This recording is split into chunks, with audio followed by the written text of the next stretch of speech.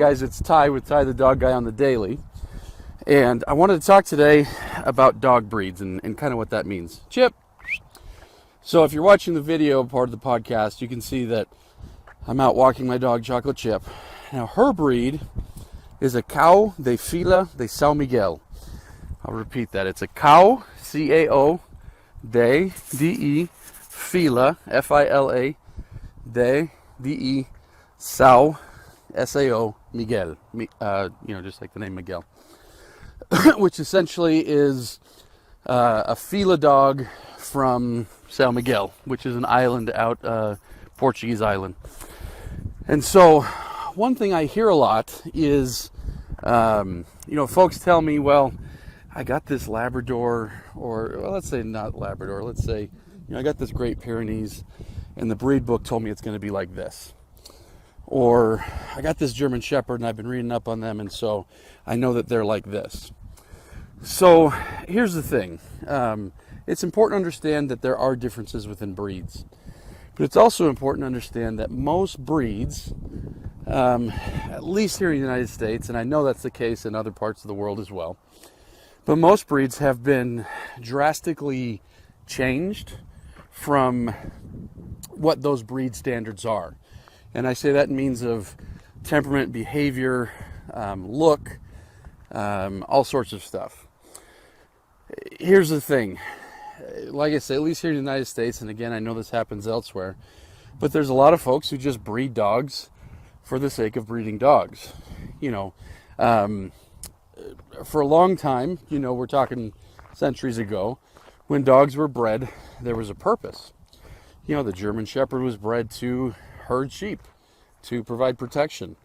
The Jack Russell Terrier, or this terrier or that terrier was bred to, catch vermin.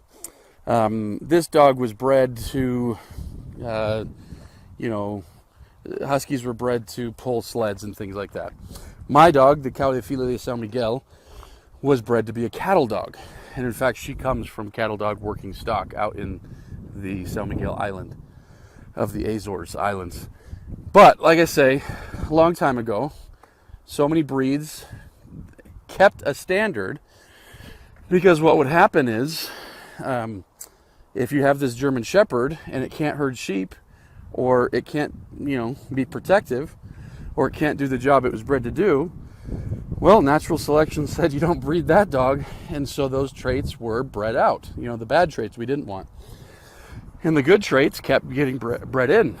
And so what's happened, though, with so many breeds, especially the popular ones, the Labs, the Shepherds, the Rottweilers, the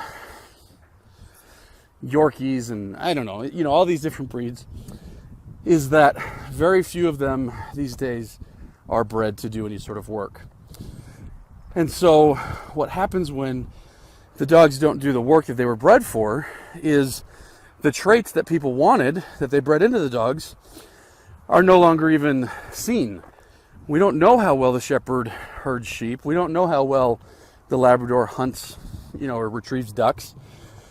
And so these days when people go to breed these dogs, often there's no thought for the original ability that the breed had into the new breeding. And so what happens is the characteristics and the temperament and the look and the size change.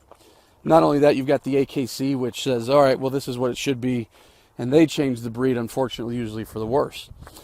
And so what I'm getting at here is, just because you got a Labrador doesn't mean it can be a service dog, because you've seen other Labradors that are service dogs. Come on, Chip. Just because you got a German Shepherd doesn't mean it can be a protection dog. In fact, it's likely these days that if I was to go find 100 German Shepherds in my community, that maybe one could be a solid protection dog, if that. Just because you got the Rottweiler, same thing. It doesn't mean it's going to protect you. Just because you got, the Border Collie doesn't mean it can herd sheep.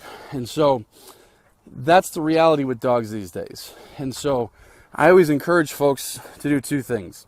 One, to recognize that their breed book was wrong, more than likely wrong.